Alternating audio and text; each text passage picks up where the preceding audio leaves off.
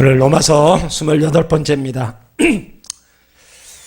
육신의 생각, 육의 생각과 영의 생각. 네. 사도 바울이 로마서 8장 1절에서 그리스도 안에 있는 자는 결코 정죄함을 받지 않는다. 분명히 선언했어요. 왜 그러느냐? 2절에 그 답이 있죠. 그리스도 예수 안에 있는 생명의 성령의 법이 죄와 사망의 법에서 너를 해방했다.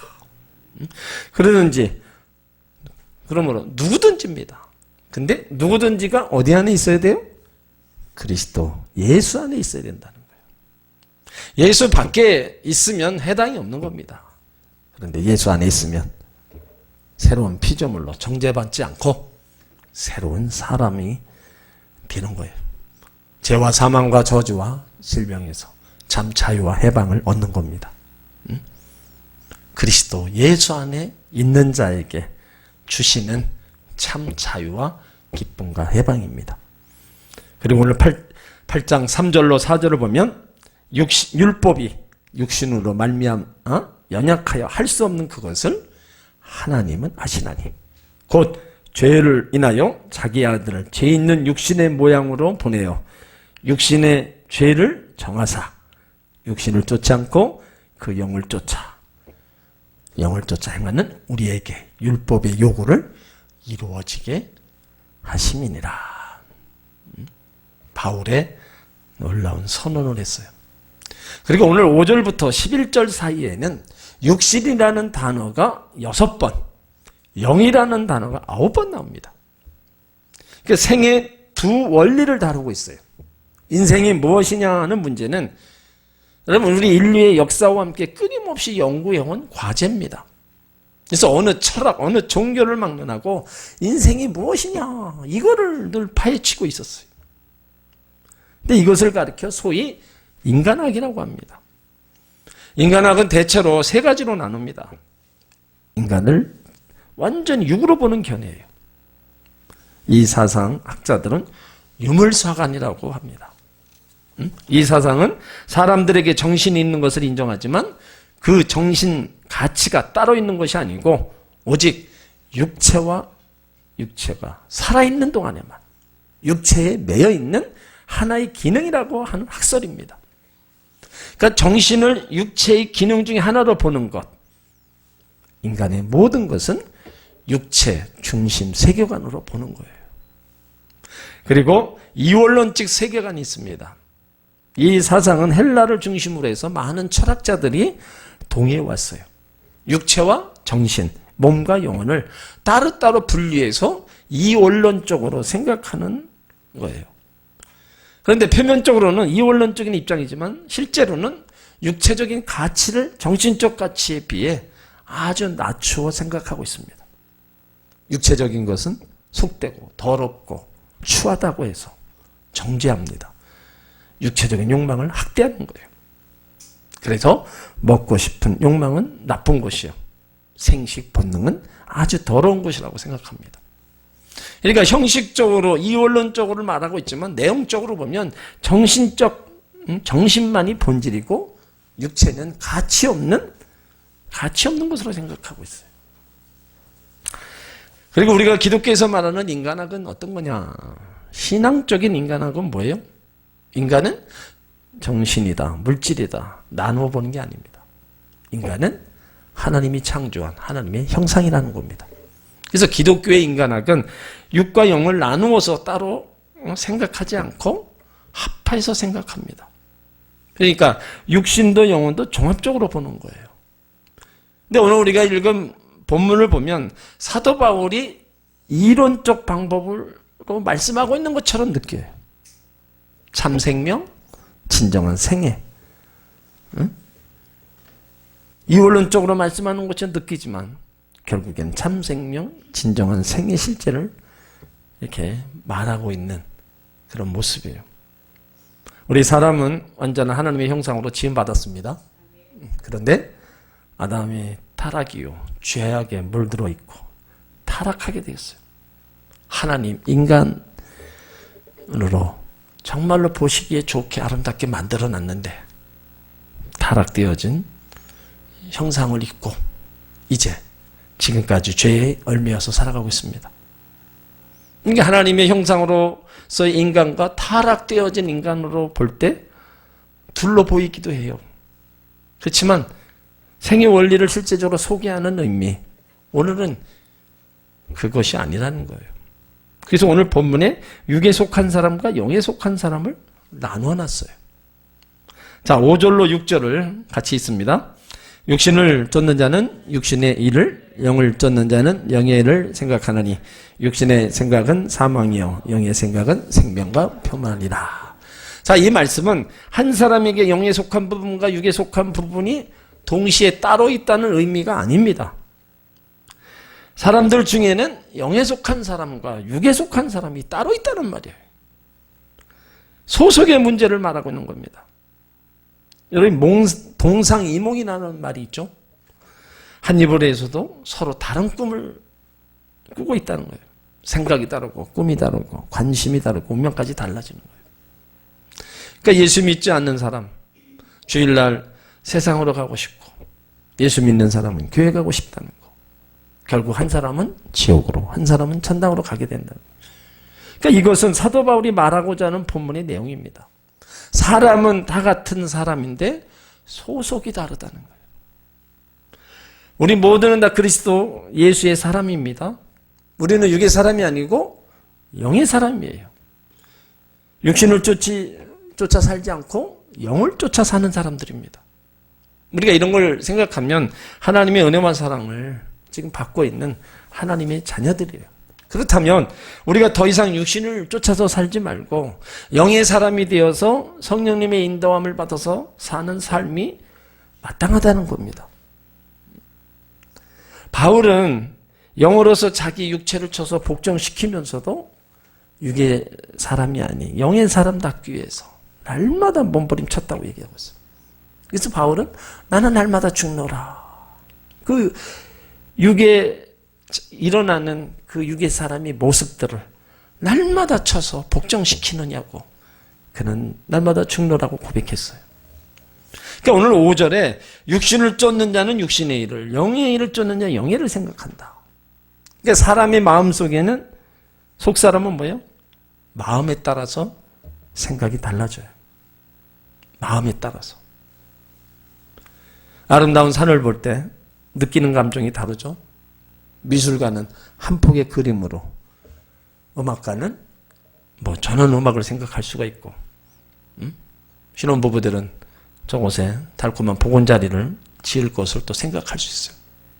그래서 잠언 23장 7절에 대적 그 마음의 생각이 어떠하면 그 유인도 그러하다. 다 다릅니다. 그래서 육신을 쫓는 자는 육신의 부패성을 쫓아 사는 사람들을 얘기하는 거예요. 타락한 성품대로 사는 사람, 죄의 지배를 받는 사람, 삶의 중심이 자기 중심을 사는 사람. 그래서 여기서 말하는 육신을 쫓는 자라고 얘기합니다. 근데 이런 사람을 6절에서 뭐라 그랬어요? 육신의 생각은 사망. 7절에서는 육신의 생각은 하나님과 원수가 된다. 8절에 육신에 있는 자들은 하나님을 기쁘시게 할 수 없다. 또 갈라디아서 5장 19절에 보면 육신의 생각은 음행과 더러운 것과 호색, 우상숭배, 술수, 원수 맺는 것, 분쟁, 시기, 분냄, 당짓는 것, 불리함, 이단, 투기, 술취함, 방탕이라고 얘기하고 있어요. 그러니까 육신을 쫓는 자는 육의 일을 할 수밖에 없는 거예요. 근데 이거는 우리의 과거의 모습입니다. 우리가 그리스도 예수의 사람이 되기 전에는 육신을 쫓아 살았어요. 그러니까 육신의 일들을 생각하며 살아왔습니다. 그런데 이제는 달라졌다는 거예요. 영을 쫓는 자, 예수 믿고 중생한 자로서 성령을 쫓는 사람입니다. 그러니까 영을 쫓는 사람은 뭐예요? 영의 일을 생각한다. 그러니까 그리스도의 사람이라는 거예요. 예수 안에 있는 자들, 그 예수 안에 있는 자들, 영을 쫓아 사는 사람들, 영의 일을 생각하면서 살아야 될 사람들이라는 거예요. 그런데 그리스도 사람들이 육신의 일을 생각하면 여러분 잘 될 것 같습니까? 6절에 육신의 생각은 사망이고 영의 생각은 생명과 평안이다. 육신의 생각은 사망, 그러나 영의 생각 속에 생명이 있고 평안함이 있습니다. 여기 생각을 원적으로 생각하면 마음이에요. 그래서 생각은 곧 마음입니다. 생각은 마음의 흐름, 표현. 그래서 생각이 가면 마음이 따라가기 마련이에요. 선물이란 그 사람의 마음이 담겨져 있는 겁니다. 그 마음이 담겨져 있다는 것은 그 사람이 자신을 생각해 준다는 의미예요. 그러니까 하나님과 우리 사이도 마찬가지예요. 영을 쫓는 사람들은 그 마음이 항상 하나님께 가 있어야 된다는 거예요. 어떻게 하면 하나님 말씀대로 거룩한 삶을 살 수 있을까? 어떻게 하면 하나님을 기쁘게 해드릴 수 있을까? 영을 쫓는 자는 생명과 평안이 온다는 거예요. 생명, 하나님과의 교제를 의미합니다. 평안은 하나님과 하나 되는 화해로서 얻은 마음의 평안과 위로를 말하는 거예요. 여러분, 하나님과 원수되면 평안이 없습니다. 성령을 쫓아 살면 평안이 찾아오는 거예요. 하나님 자녀가 마음의 평안을 누리려면 하나님의 뜻에 어긋나지 않는 삶을 살아야 돼요. 마음의 평안을 얻으려면 우리가 얼마나 하나님을 기쁘시게 했는가, 얼마나 성경을 따라 내가 살았는가에 좌우합니다. 교회 다니면서도 마음에 평안이 없는 이유는 성령을 쫓지 않고 육신을 따라 살기 때문입니다. 그러면 절대로 마음에 평강을 얻을 수가 없어요. 어느 장로님이 이런 고백을 했어요. 사업상 어떤 불이익이 와도 주일날은 골프 치지 않겠다고 굳게 고백을 했다는 거예요. 근데 왜 그런 고백을 했느냐? 지난날 성령의 생각대로 따르지 않고 주일날 장로가 교회에 와서 예배 드려야 되는데 사업장 어쩔 수 없이 골프 모임에 가면 자신의 마음이 늘 평안함 없다는 것을 체험했다는 거예요. 여러분 주일날 빼먹고 여러분 다른 일을 한번 해보세요. 마음의 평안함이 있습니까? 그것을 보면서 성령님께서는 탄식하시는 거예요. 성령이 탄식하시는데 그 마음에 평안이 있을 수가 없죠. 여러분 우리는 영의 사람들입니다. 그래서 성령이 이끄는 대로 살면 그 복이 따라오게 되는 거예요. 그래서 오늘 5절 6절을 바울은 아주 딱 간단 명료하게 얘기하고 있잖아요. 육신을 쫓는 자는 육신의 일을, 영을 쫓는 자는 영의 일을. 우리가 영을 쫓는 자면 영의 일을 하는 건 당연한 거예요. 육신의 생각은 사망, 영의 생각은 생명과 평안. 자, 7절을 또 있습니다. 육신의 생각은 하나님과 원수가 되나니 이는 하나님의 법에 굴복치 아니할 뿐 아니라 할 수도 없습니다. 자, 육신의 생각은 하나님이 기뻐하시는 일이 아닙니다. 하나님과 원수가 된다고 했어요. 이유가 뭐예요? 이는 하나님의 법에 굴복치 아니할 뿐 아니라 할 수도 없기 때문이에요. 그러니까 육신의 생각은 하나님의 법에 굴복할 의사가 없습니다. 할 수 있는 능력도 없어요. 하나님의 법과는 상반되는 겁니다. 그래서 예수님도 우리는 두 종인을 동시에 섬길 수 없다고 얘기하고 있어요. 우리 마음이 육신의 생각이 이끌리게 되면 자동적으로 하나님의 법에서 멀어질 수밖에 없어요. 그래서 6절에서 육신의 생각은 사망이라고 말한 바울이 7절에서 왜 육신의 생각이 사망인가를 설명한 겁니다. 육신의 생각이 하나님과 원수됨으로 하나님의 법에 굴복할 뿐 아니라 굴복할 수도 없다. 그걸 말하고 있어요. 그러니까 하나님과 원수가 된다는 거, 죄 가운데 있는 인간이 먼저 부패되어 있다는 증거입니다. 육신에 속한 사람, 하나님을 미워할 뿐 아니라 하나님의 법에 복종하지도 않습니다. 하나님의 법에 따르려고 마음 먹지도 먹을 수도 없다는 거예요. 그래서 전적으로 영적인 노력을 기울 수도 없는 무능한 상태라는 거예요. 왜요? 하나님과 단절되어 있는 원수의 자리에 있기 때문에. 인간은 전적 부패성을 가지고 있기 때문에 하나님을 찾을 수 없다고 얘기하는 거예요. 그러므로 인간 스스로 하나님 앞에 나설 수도 없고 하나님께서 일방적으로 은혜의 손길을 베푸셔야 되는 거예요. 그렇기 때문에 하나님께서 예수 그리스도를 통한 구원의 길을 제시해 주신 겁니다. 그래서 예수 밖의 구원은 절대로 없는 거예요. 오직 예수로만 구원을 얻을 수 있습니다. 한 교회에 남자 집사님이 계셨는데 그 아버지는 교회 장로고 어머니는 권사님이셨어요. 그는 사업을 해서 돈도 참 많이 벌었습니다. 그런데 신앙생활이 별로였어요. 그는 늘 영의 일보다는 육의 일에 치중했어요. 주일날 교회 와서 하나님께 일을 드리기보다는 거래처 사람들과 올려 골프장 가서 골프 치는 것을 더 좋아하고 말 그대로 세상 일이 더 좋아했어요. 한우는 교회에서 안주집사 선고가 있는데 교인들은 그의 신앙은 별 볼 일 없지만 그 부모의 신앙을 보고 안수집사로 뽑아주었어요. 여러분 참 이런 거 보면 그 부모가 장로고 권사를 해서 아들이 안수집사 된다는 법은 없습니다.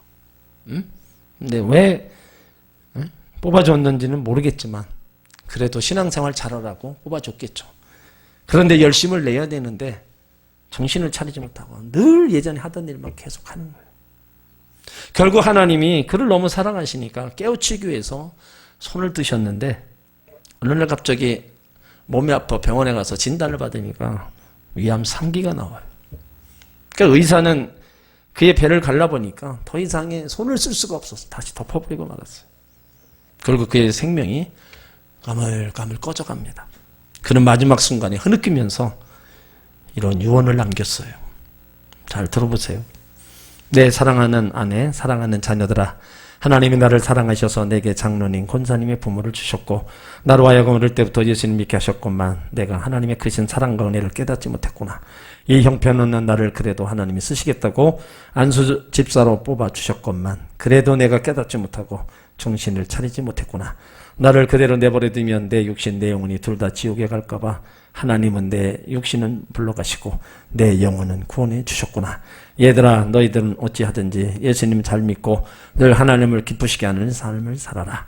그럼 우리 모두 이 다음에 천국에 가서 다시 만나자. 그러니까 장례식 때 그의 음성이 녹음기를 통해서 모인 사람들에게 전해져요. 모두가 그 소리를 듣고 함께 흐느꼈다고 합니다. 여러분, 육신의 생각은요, 하나님과 원수되는 겁니다. 육신의 생각은 하나님의 몸에 굴복할 수가 없어요. 결코 하나님을 기쁘시게 할 수가 없는 겁니다. 영의 사람이 자꾸 육신의 길을 따라가면 하나님이 손을 드시는 거예요. 그것도 사랑하시니까. 계속 저렇게 놔뒀다가는 어떻게 해요? 그 영혼마저도 타락해버릴까 봐.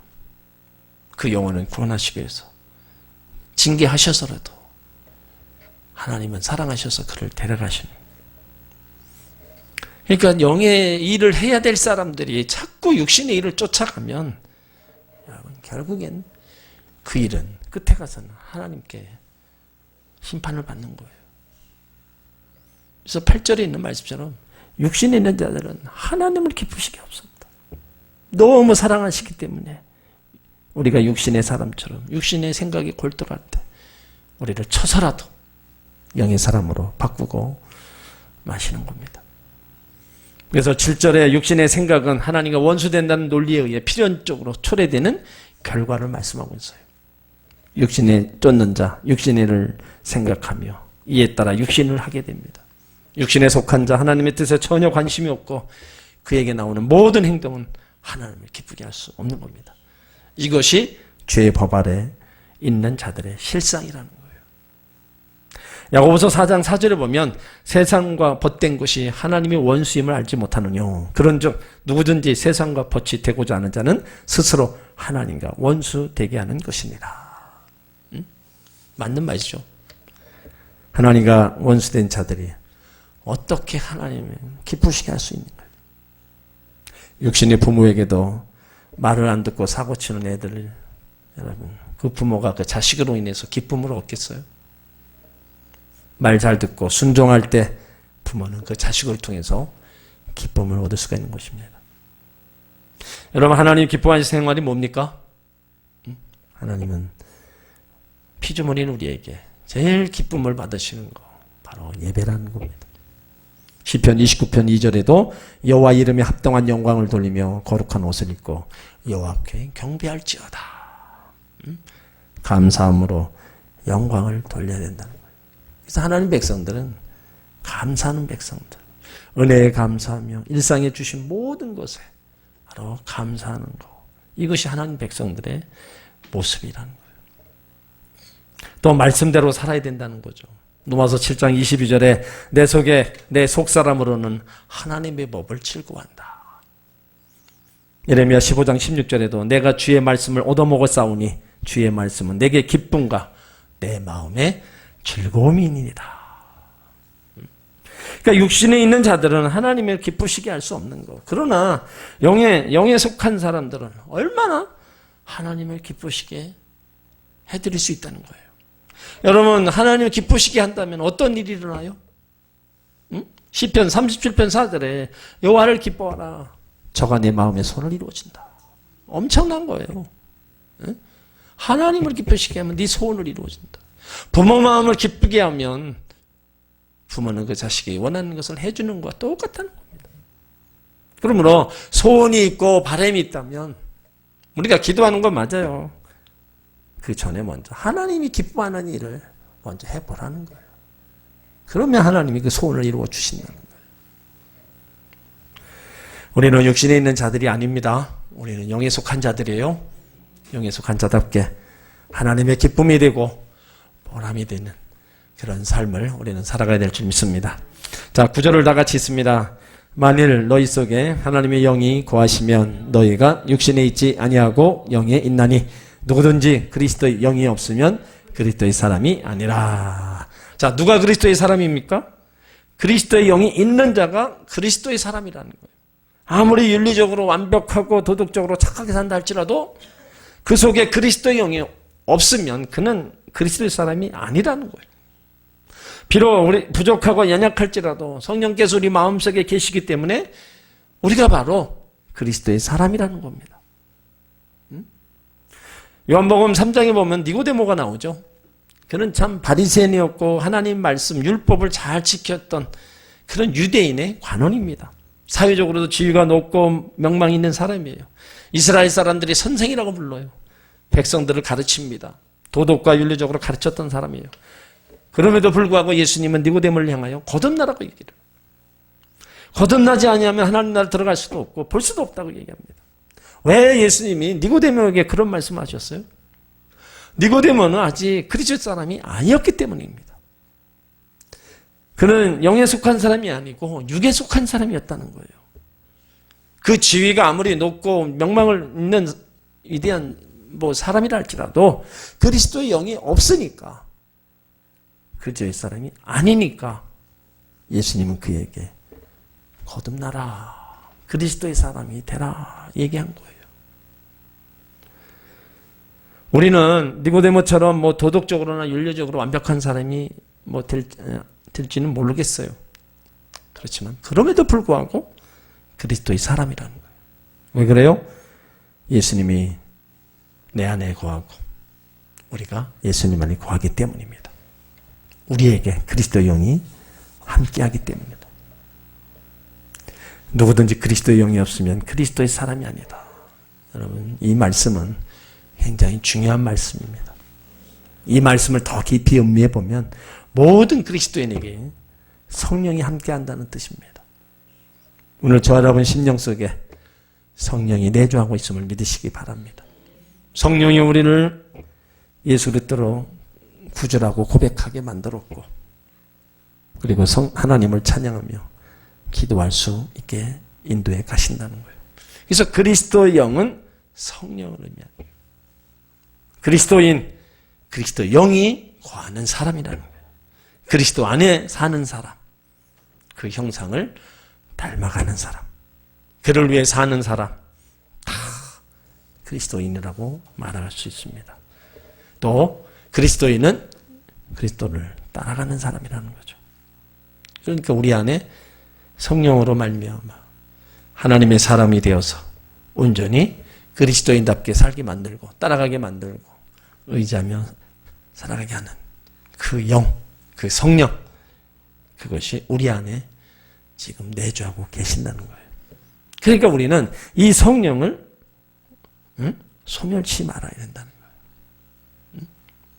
그래서 바울이 데살로니가전서 5장 19절에서 성령을 소멸치 말아라. 그러니까 예수를 잘 믿다가 성령을 소멸해버리면 여러분의 마음이 강팍해집니다. 그래서 예수 믿다가 성령이 소멸을 버리고 마음이 강팍해진 사람 많습니다. 레오나르도 다빈치의 걸작품 중에 최후의 만찬이 참 오랜 시간에 걸쳐서 완성됐어요.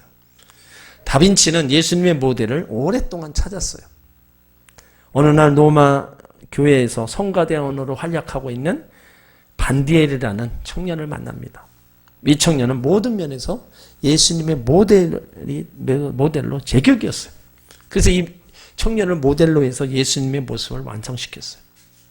그런데 10년이 지나도록 이 그림을 완성시키지 못했습니다. 모든 제자들을 다 그렸는데 예수님을 판 가룟 유다를 못 그렸기 때문인 거예요. 그래서 다빈치는 죄로 마음에 무디고 찌들어진 얼굴을 찾아 나서기를 10년을 찾아 나섰어요. 그런데 어느 날 로마의 뒷골목에서 아주 보기만 해도 역겨운 사람을 찾았습니다. 그리고 그 사람을 찾아 가룟 유다의 모델로 그렸어요. 작업이 끝나고 돈을 지불하면서 이름을 물어봅니다. 그러자 몇 년 전에 당신이 나를 예수의 모델로 그린 반디엘입니다. 10년 전에 그렇게 성가대원으로 교회에서 모범으로 다 한 사람을 예수의 모델로다가 그려서 놓고 10년이 지난 다음에 그 사람이 가룟 유다의 모습으로 변해버린 거예요. 여러분, 성령이 거한 사람과 성령이 떠난 사람의 차이가 이렇습니다. 여러분, 예수 믿다 한번 타락하면요, 더 악해집니다. 왜 악해지는지 아세요? 그 안에 성령이 계시다가 성령이 떠나가고 악한 영이 들어오면 더 강팍해지고 악해지는 거예요. 예수 믿을 때 얼굴보다도 예수 안 믿고 타락하고 세상에 나을 때 얼굴의 모습이 확 달라집니다. 그게 엄청나게 차이 나는 거예요. 성령이 있는 사람과 없는 사람과. 시간이 지나면 지날수록 차이가 나는 거예요. 그래서 오늘 9절에 말씀하고 있는 만일 너희 속에 하나님의 영이 거하시면 너희가 육신에 있지 아니하고 영에 있다. 누구든지 그리스도의 영이 없으면 그리스도의 사람이 아니다. 그리스도의 영이 없으니까 그리스도의 아닌 사람이 아니죠. 그리스도의 사람이 아니니까 예수 그리스도를 주로 시인하라 해도 시인을 못해요. 왜요? 못해요? 그 안에 성령이 없으니까. 예수님이 나의 구세주고 나를 위해서 예수님 십자가에서 못 박혀 죽으시고 이런 고백을 못하는 거예요. 여러분, 개인이 못하는 게 아닙니다. 그리스도의 영이 없는 사람한테 그거를 하라고 그러면 그 사람이 그게 되겠어요? 전도할 때 죽어가는 사람들 시인하세요. 이거 시인해야 천국 갑니다. 얘기는 하지만은 그 사람에게 성령이 임하지 않으니까 어떻게 자기가 하고 싶어도 못하는 거예요. 하고 싶어도. 근데 마지막에 생명이 끊어지면서도 그 얘기를 신앙 고백을 따라하는 사람이 있어요. 여러분, 그런 분은 그래도 하나님이 은혜를 주셔서 성령을 통해서 그 입술을 고백하게 만드는 거죠. 응? 그리스도의 영이 그 안에 들어가니까 그런 신앙 고백을 할 수 있는 거예요. 그러니까 이 그리스도의 영은 아무한테나 들어갔다 나갔다 하고 그런 게 아닙니다. 예수를 구주로 믿고 하나님을 믿는 사람에게 성령이 오시는 거예요. 그러니까 우리 안에 있는 이 영을, 성령을 근심시키고 이 성령이 떠나가시게끔 하면은 안 된다는 거예요. 이 성령이 떠나가면 여러분 이제 육의 사람이에요. 하나님의 사람이 될 수가 없는 거예요. 육의 사람으로 살다가 어떻게 우리가 주님을 앞에 설 수 있냐 이거죠. 오늘 10절을 읽습니다. 또 그리스도께서 너희 안에 계시면 몸은 죄로 인하여 죽은 것이나 영은 의인을 인하여 산 것이니라. 자, 두 가지를 서로 예리하게 대조를 이루고 있어요. 몸은 영과 대조를 이루고 있습니다. 죄는 의와 대조를 이루고 죽은 것은 산 것과 대조를 이루고 있어요. 그러니까 우리는 그리스도의 사람으로서 이 두 가지 가운데 무엇을 선택해야 되는 게 마땅합니다. 몸이 아니라 영을 택해야 할 겁니다. 죄가 아니라 의를 택해야 할 것이고 죽은 것이 아니라 산 것을 택해야 된다는 거예요. 다시 말해서 예수 그리스도의 사람은 죄로 인하여 죽은 것, 곧 부패한 육신의 행실을 쫓아서 살아서는 안 된다는 거예요. 의를 인하여 산 것, 곧 영의 인도하심을 따라 살아서 영의 일을 생각하면서 사는 사람이 되라는 겁니다. 그러니까 여기 중요한 진리는 죽는 것과 사는 겁니다. 죽을 것이 아니고 죽은 것입니다. 살 것이 아니고 산 것이에요. 그러니까 완벽한 구원을 우리 가운데 주셨다는 겁니다. 예수님께서 십자가에 죽으실 때 예수 믿는 사람들 그때 벌써 죽었다는 것이에요. 부활하실 때 하나님의 법대로 산 것이라고 말했어요. 그리스도께서 내 안에 계시면 몸은 죄로 인하여 죽은 것이나 성도의 몸은 아직 죄 아래 있고 사망 아래 있다는 뜻입니다. 그렇지만 영은 의로 인하여 산가. 여기 영은 성도들의 중생의 영을 의미합니다. 중생이란 죽었던 영이 살아나는 것입니다. 그러니까 성도의 영은 의로 인하여 중생으로 살아났으나 육은 아직도 죄와 사망 아래 있다는 겁니다. 물론 우리 부패한 육신도 주님 오실 그날까지 그날에는 호련히 변화될 겁니다. 그래서 10절에 그리스도께서 너희 안에 계시면 몸은 죄로 인하여 죽었지만 영은 의를 인하여 살았다. 자, 11절을 같이 있습니다. 예수를 죽은 자 가운데 살리신 영이 너희 안에 거하시면 그리스도 예수를 죽은 자 가운데 살리신 이가 너희 안에 거하시는 그의 영으로 말미암아 너희 죽을 몸도 살리시리라. 살리시리라 이 말은 살리다라는 동사의 미래형입니다. 부활 승천하신 예수님께서 이 세상을 다시 심판하러 오실 때 하나님의 성령을 통하여 죽은 몸을 다시 살리시겠다는 거예요. 10절에 영혼을 살리시는 하나님께서 11절에 육신을 살리겠다는 겁니다. 그러니까 우리의 몸은 죽어 이 땅에 묻히기도 하지만 우리 주님이 다시 오시는 그날에 호련히 변화하여 우리 육신이 부활될 것을 말씀하고 있는 거예요. 여러분, 우리 몸이 이 땅에 육신으로도 흙으로 왔기 때문에 흙으로 묻힙니다. 그렇지만 주님이 오시는 그날에 우리의 몸이 신령한 몸, 영화로운 몸으로 다시 부활할 것을 믿으시기 바랍니다. 이것이 바로 구원의 완성이에요. 요즘은 화장 문화가 자꾸 좀 발달해서 그래서 어느 분들은 나 화장하지 말라는 분도 있어요. 응? 예수님 다시 오실 때 내 화장된 몸이 어떻게 예수님 만날 수 있냐? 응? 맞아요? 틀려요? 응? 여러분, 우리 몸은 죽으면 끝이에요. 응? 티끌, 흙이에요. 응? 흙으로 돌아가고 티끌로 돌아가면 끝입니다. 중요한 건 영혼이지 육신이 중요한 게 아니에요. 응? 그러니까 우리가 생각지 못한 주님이 오셔라. 그날에 우리 몸이 변화된다는 거예요. 여러분 생각해 보세요.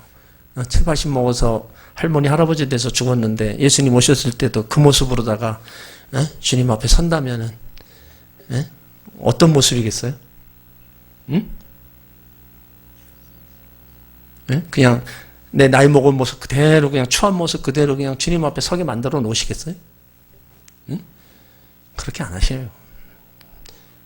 최소로 신령한 몸, 영화로운 몸으로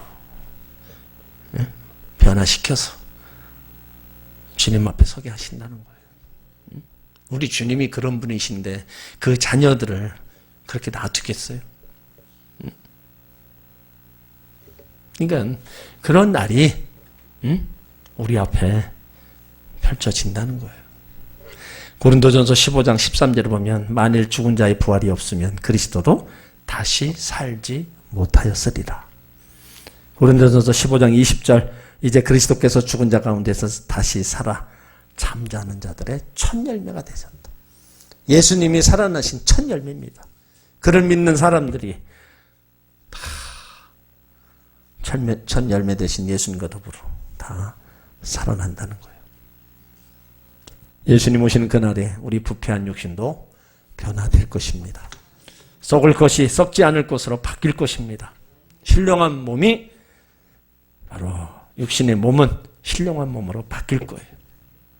그러니까 그때까지는 우리 육신을 쳐서 복종시키면서 영의 인도함을 받는 사람들이 되어야 된다는 거예요.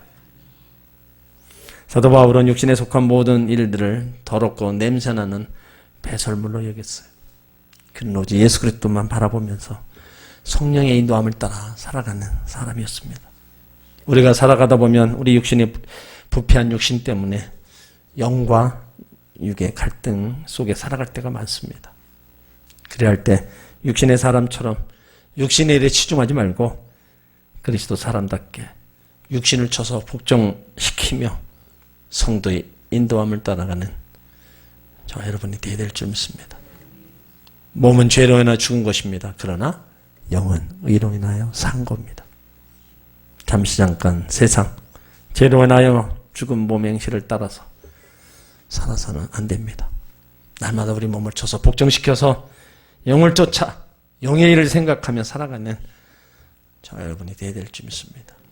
그것이 생명과 평안이다. 11절 예수를 죽은 자 가운데서 살리신 영이 너희 안에 거하시면 그리스도 예수를 죽은 자 가운데서 살리신 이가 너희 안에 계시는 그의 영으로 말미암아 너희 죽을 몸도 살리시리라. 오늘 바울은 분명하게 하나님의 백성들이 어떻게 살아야 될 것을 얘기했습니다. 육신을 쫓는 거다면 사망이고 육신의 생각은 하나님과 원수가 된다. 하나님의 법에 굴복할 수도 없고 또 하나님을 기쁘시게 할 수도 없다는 거예요. 왜 영의 사람들이 왜 이렇게 살아가냐 이거예요. 영의 사람이면 영의 사람답게 살아가라는 겁니다. 영의 생각은 생명과 평안이고 영의 사람을 항상 그리스도 영의 안에 있는 사람이 있기에 이제 의와 평강을 누리며 살아갈 사람들이라는 거예요. 육신을 입고 있는 한 이 싸움은 계속될 겁니다. 그래도 우리는 내 안에 있는 성령님을 의지하면서 성령님을 능력을 의지하면서 육신적으로 일어나는 나의 모든 것들을 쳐서 복종시키고 영의 사람으로 살아가기를 우리는 힘쓰고 애써야 될 줄 믿습니다. 나는 약하지만 성령님은 강하시고 성령을 택해서 나가면 성령의 소욕은 육신의 소욕들, 육체의 모든 일들을 다 이기게 만들어 주십니다. 그러므로 처음부터 마음을 성령으로 단단히 먹고 그리스도 편에 서서 나가시면 돼요. 자꾸 이것 할까 저것 할까 타협을 하면은 그때부터는 지는 겁니다. 지는 건 뭡니까? 육신을 따라가는 거예요. 그러니까 애초부터 하나님의 사람답게 영의 사람답게 하나님 편에서 생각하고 행하는 그런 모습들이 우리 가운데 있어야 된다는 거예요. 그러면 다 이깁니다. 그리스도의 영으로서의 성령의 사람으로서도 승리하고 육체의 모든 소욕으로부터도 승리하는 그런 삶. 그런 삶을 우리가 살다 보면 이제 주님이 오신 그날에 우리는 신령한 몸, 영화로운 몸으로 주님을 만나는 그 영광의 자리에 다 들어가게 될 줄 믿습니다. 여러분 그날이 결코 멀다고 생각하지 마세요. 그날이 언제 우리 가운데 올 줄 모릅니다. 빠를 수도 있고 늦을 수도 있는 그 차이이지 언젠가는 우리 앞에 다가올 일이에요. 그걸 생각하면서 하나님의 자녀답게 성령의 사람답게 살아가는 저와 여러분이 되어야 될 줄 믿습니다. 기도합니다.